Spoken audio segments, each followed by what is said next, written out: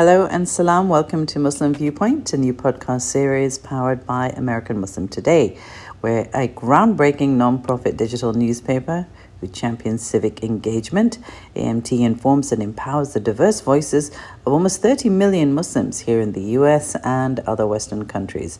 I'm Rifat Malik, I'm AMT's editor-in-chief, and today we have an interview with the Reverend Peter Johnson, who is a lifelong civil rights activist who marched on Washington with Dr. Martin Luther King Jr., and he talks to us about his journey through a segregated America and into the modern battle against gun violence here in the States.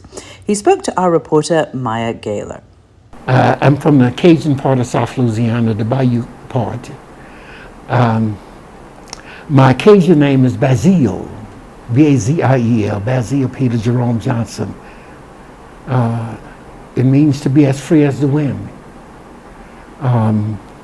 I literally grew up in the historic civil rights movement in South Louisiana. So I grew up with colored and white signs. And I went to all black schools. When I was growing up, going to school, the schools were segregated. The white kids went to white schools, the colored kids went to colored schools. I grew up in a home that was very sensitive to the challenges that faced people of color. My father was president of the NAACP and friends with Roy Wilkins and Thurgood Marshall. So I grew up being influenced by my father, his friends, and the church I grew up in, the Plymouth Rock Baptist Church, was bombed 4 times in '63, tear gas bombed. Summer '63, 4 times. It is the black church where Louisiana State Police rode their horses in our church and trampled people. It is the church where the civil rights movement started in that church. It is the church where at one time everybody who was old enough was in jail. If you wasn't in jail, it was because when they arrested you, you were too young for them to hold. So that's the church I grew up in. The pastor of my church was a man named Jetson Davis. He pastored Plymouth Rock Baptist Church that would become known in the civil rights movement as the Freedom Rock Church. His brother name was A.L. Davis. We call him Jack, Uncle Jack. He pastored Mount Zion in New Orleans. In 1957, Martin King, when he left Montgomery, he didn't go to Atlanta, he went to Uncle Jack in New Orleans. That's where the Southern Christian Leadership Conference was born in New Orleans, organized by Martin King and Uncle Jack, in Uncle Jack's church. I grew up calling Uncle Jack and Uncle Jet uncles because they were my father's, they grew up with my father. And I grew up calling both of them uncle. They were great leaders in the civil rights movement. They were the men who Martin King looked up to for leadership. The March on Washington, which is August 28, 1963, it is where Martin King told the world about his dream. August 28, 1963. I helped lead the Louisiana delegation to the March on Washington. I was 18 years old. Why would an 18-year-old little boy be a part of the leadership to go to Washington for the March on Washington? Very simple. All the men was in jail. Reverend Davis was in jail. Mr. Harlow, who was the principal of my school, all of the men was in jail because of civil rights violations and protesting. So the responsibility fell on the shoulders of children, young men like myself.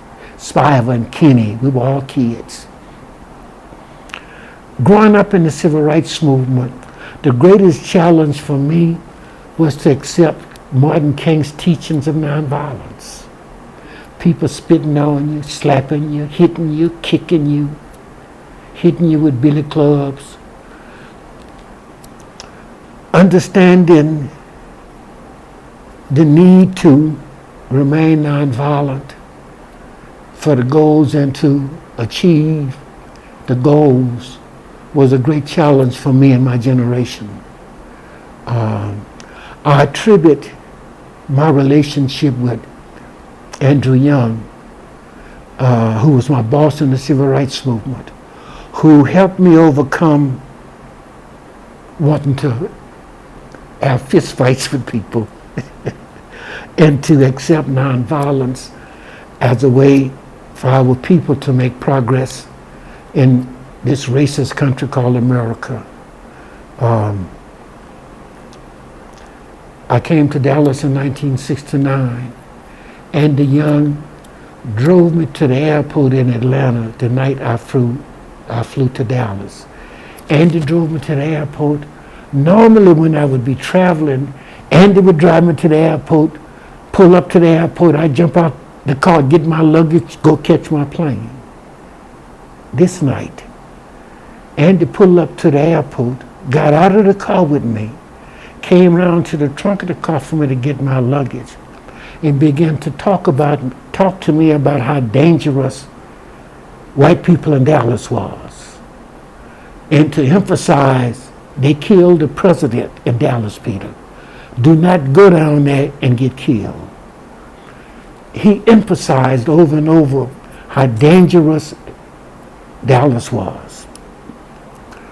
And to do my assignment and come back alive. All of the years I had worked in the civil rights movement, Andy Young had been my boss. I had never seen this concern on his face until that night when I got ready to fly to Dallas. And his deep concern about this part of the country and how racist and potentially violent my trip could be. I was coming to Dallas. Martin King was dead. This is 1969. Martin was killed in 68. When Martin King was assassinated, he did not have life insurance. Nobody would sell it to him. He didn't have money. He had 4 little bitty children and a widow. Harry Belafonte, Sidney Poitier got in touch with us, and a Jewish producer from Hollywood named Samuel Livingston. Sammy, Harry Belafonte, and Sidney asked to meet with us. We would meet with them in Atlanta at Pasco's. They came with an idea. The idea was, we believe we can take Dr. King's life and produce a documentary based on all of the news footage that exists on his life. And we can make this documentary. And it could premiere in 800 cities around the world. They could take all of this money and put it in this, some kind of investment fund for Mrs. King that would give her income to raise Martin's babies. That's what this was about. And when the documentary was ready, we met again at Pasco's, all of us, and decided that the movie was going to premiere in 800 cities around the world. And they had this big, huge map of the world. And I'm looking at this map sitting in this meeting, and I'm thinking, I know exactly where I want to go. So I put my hand up. Reverend Abernathy said, Peter, put your hand down. I put my, no, Dr. Abernathy, I got something to say. He said, Peter, put your hand down. What do you want anyway? I want to go to the Virgin Islands. He said, oh, no, Peter, you're going to Dallas. So the decision to send me to Dallas, Texas, had to do with love field and my knowledge of the Southwest because of SWAC, the black colleges and universities. The movie was going to premiere in 800 cities around the world. Please hear this. 799 cities on earth welcomed the movie on Martin King's life. There was only one city in the world who basically said, and this is their words to my face, that nigger's movie is not going to be shown in this city. This is what, can't think his name, who was over the Dallas Citizens Council, looked in my face and said to me, with Eric Johnson, who was the mayor of the city, sitting next to him. I can't think of his name. Now, for all of the young men growing up in the civil rights movement, I was the worst one for somebody like that to say that too. Because all that did was make me say, oh yes it is. Come hell or high water. And then a goddamn thing you can do to stop it. We're going to do this here. If we have to put a sheet on the house and show it in the streets, this movie will be shown in this city. So for me, it was a challenge that had to do with the whole legacy of the civil rights movement. Would we allow the racist power structure in this city to keep black people from seeing the movie on Martin King's life? Not on my watch. No, not on my watch. So the decision to show the movie here in spite of fighting with the power structure, the decision to send for our national lawyers, in which I did, and to send for help, in which I did, reached out to my friends around the nation. And one of the unique part of growing up in the civil rights movement in the South is the relationship between the young people in the South. We had a unique, very special kind of brotherhood that existed with kids in the South. Black kids, white kids, Jewish kids, brown kids, the relationship between students. In other words,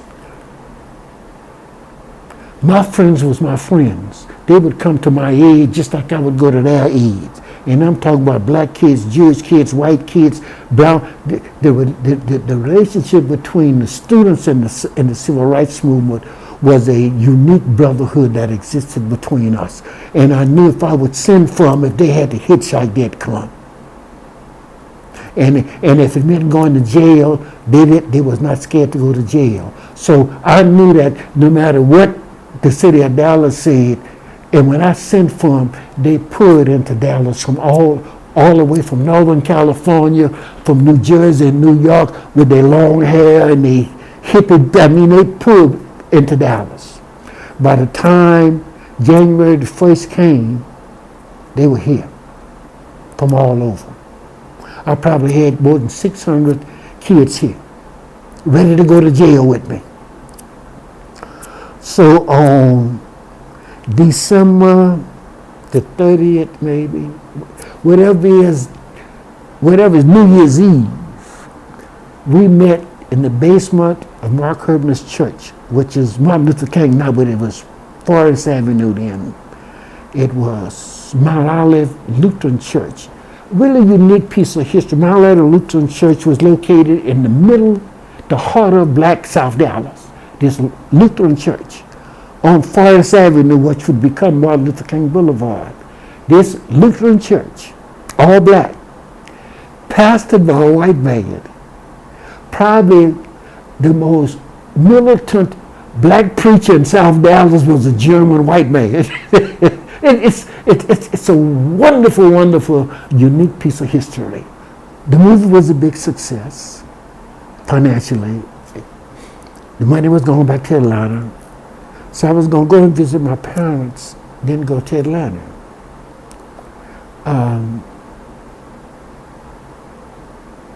There were people in jail here, and I thought we needed to use our resources and our knowledge to get them out of jail. And I had these people begging me for help. called the Fair Park Homeowners. So one night, some people knocked on my door. I'm living in a hotel in downtown Dallas. I go to the door, and these people standing in my door. A man named Albert Lipscomb, black woman named Elsa Faye Higgins, African-American man named J.B. Jackson, and a white minister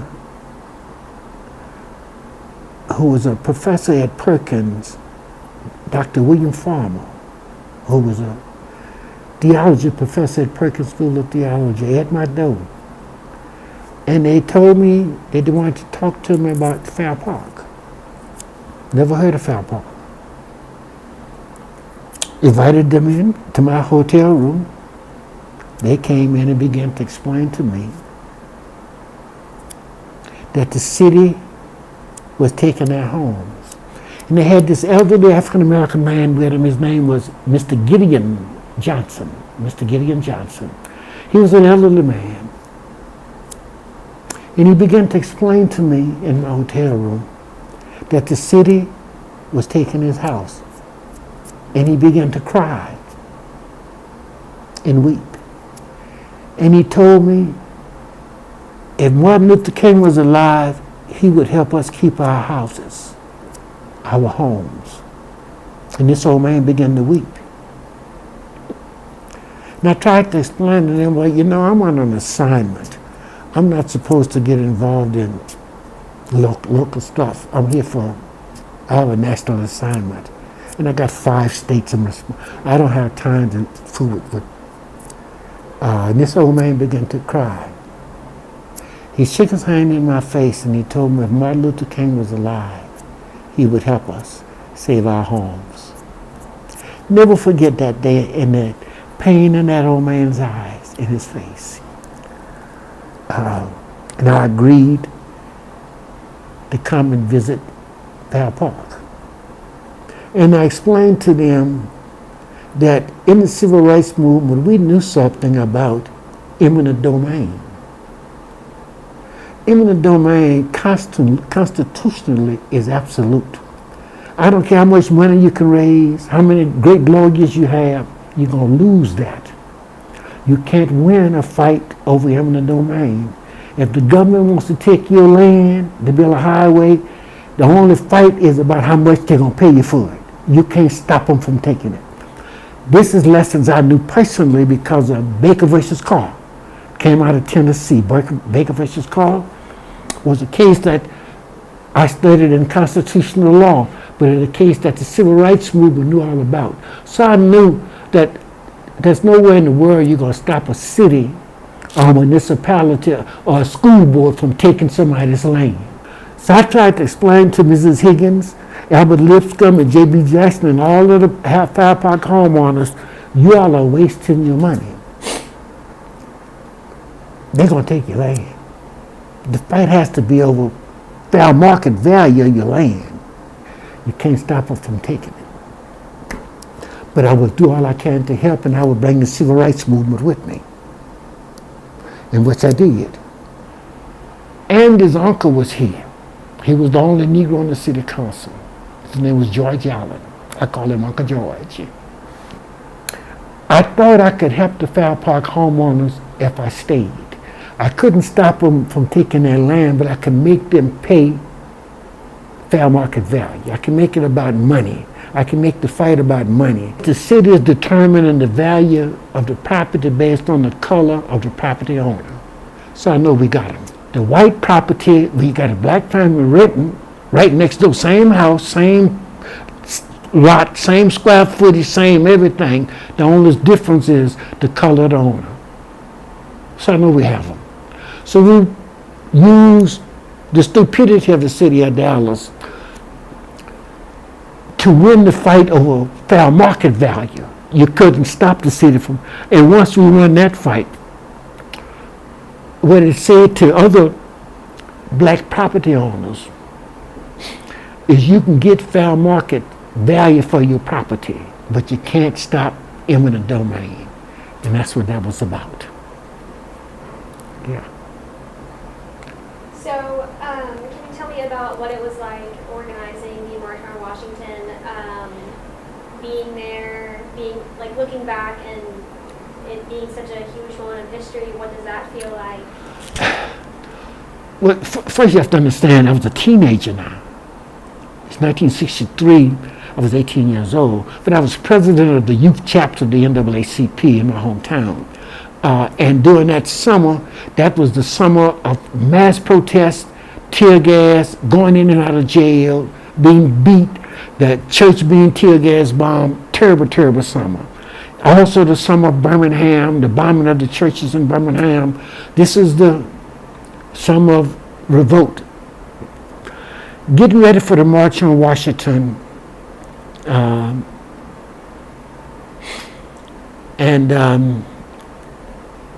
don't remember that much about raising money for the March on Washington because I was only 18 years old.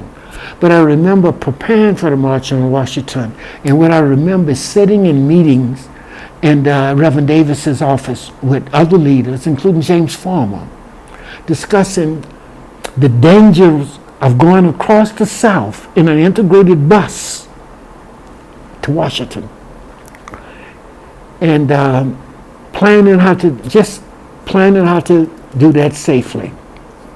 What I remember about coming up to the March on Washington is the jails are full with protesters. I mean full. For the March on Washington, 5 of the big 6 spoke at the March on Washington. James Farmer did not speak at the March on Washington. He was the only member of the big 6 national leaders not to speak.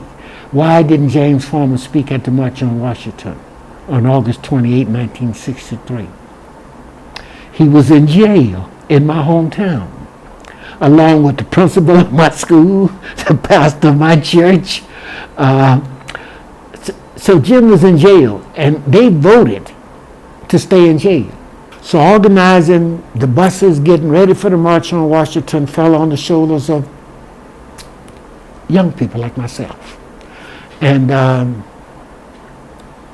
I remember leaving from in front of the church with the buses that night, heading for Washington, and the prayers of people praying, because if you're going across the South in chartered, integrated buses, everywhere you stop, it's going to be dangerous.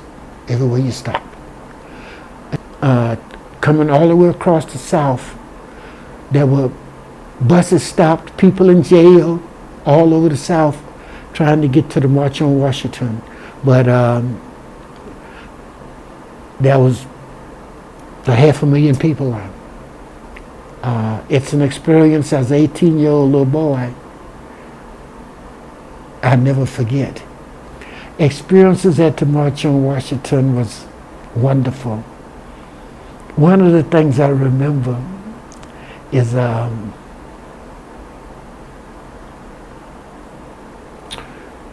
were so many people at the March on, getting it organized where we were going to walk from the Washington Monument, George Washington, to the Lincoln Memorial, where Abraham Lincoln, and getting that organized with 500,000 people. That was a part of the responsibility of the young organizers, us, James Orange, Eddie Osborne. We were responsible for getting that, and so many people that you couldn't see. So the police was telling us how large the crowd was. Me and a bunch of young men, we climbed up in the trees so we can see the crowd. And once I climbed, I can look and see this. I can't explain this sight. Black, white, brown people, red, just all of God's children. As far as I could see out of that tree were thousands and thousands and thousands of people. It's a view I'll never forget. Now, I remember watching Dr. King speak, and from this podium in this black leather binder that he was speaking from. Dr. King looked at that crowd, looked back at the people behind him, and he closed that binder and grabbed that podium. And when he did that, Dr. Walker said, and we could hear him say it, we're going to church now. And when Martin done that and closed that speech up and began to tell the world about his dream, it's an experience. It's hard to explain the magic of that time. And Martin's eyes and how quiet these people got. That as he began to, now he's not speaking from a speech, he's speaking from his heart. And he's talking about his dream and his little children.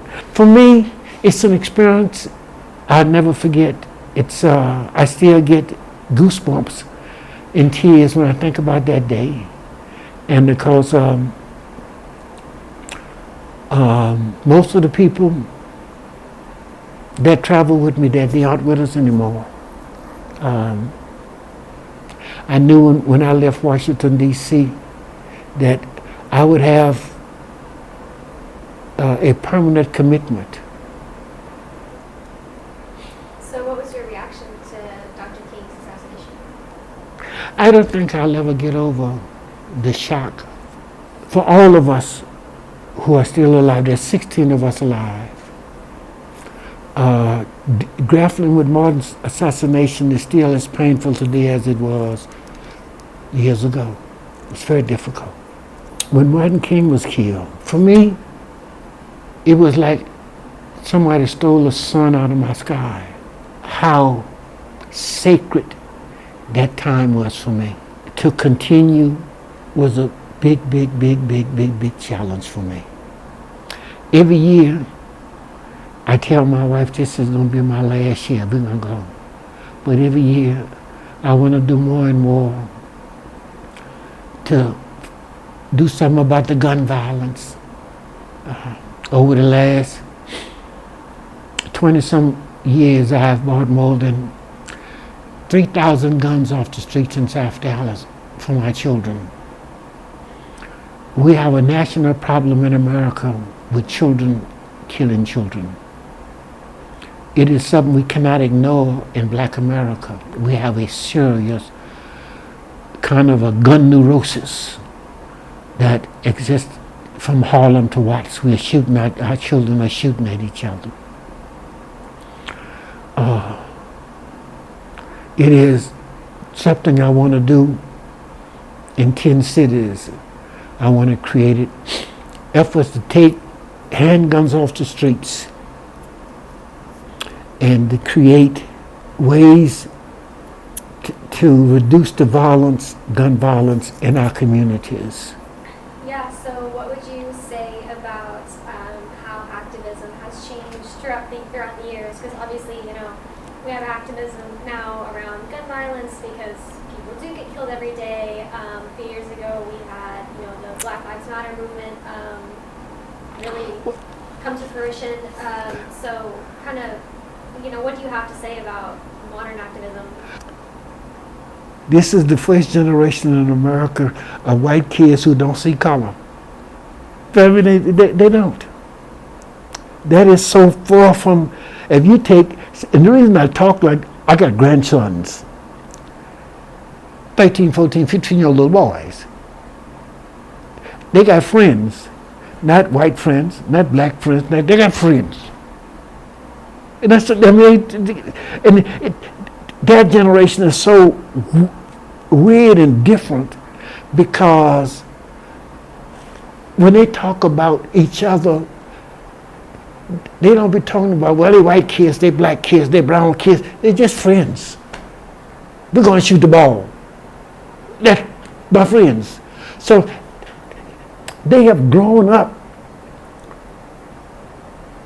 And their world is so different than the world from yesterday that for instance, the gay community. Well, if you go to high schools today and talk to kids, they don't give a shit about who you sleep with or who you don't sleep with. That's not an issue no more. So in other words, when I was a kid growing up, if somebody was gay, they needed to keep that a secret because they was going to be discriminated against by their peers and hated by their peers. Not this generation. They don't give a shit about it. So the world has changed. Technology challenges the world to come to grips with information. You can't hide from information because of technology. So knowledge today is at the tip of your fingers. You know. I am very, very positive on what's going on. One of the things that's going on, America is probably less than 10 years from a black woman becoming president of the United States. I may live long enough to see that. That's getting ready to happen in America. And it has to do with women. One of the problems that white men are facing in America is you can't bullshit white women no more because of technology, because of knowledge. You can't con and play the kind of stupidity games anymore with your daughter. I am more concerned with how we're going to save God's planet than how we're going to relate to each other. And I don't know whether or not if the petrochemical industry has poisoned the earth and atmosphere to a point of no return. I hope not, but we may be getting close to it. As someone who has lived through segregation and the civil rights movement, and you, like you said, you see kids today, they don't care about who they're friends with. What is that like, and what kind of hope does that give you for the future? And how does that feel, having dedicated your life to activism? And what would you say to other people? I can remember Governor George Wallace saying over his dead body, University of Alabama will never be integrated over his dead body. Kids walking the hallways in the campus of the University of Alabama don't pay no attention to what color somebody is at the University of Alabama. We knew we could change the signs, but it would take a generation to change the hearts. That generation is here. You see, the generation of my grandchildren's peers,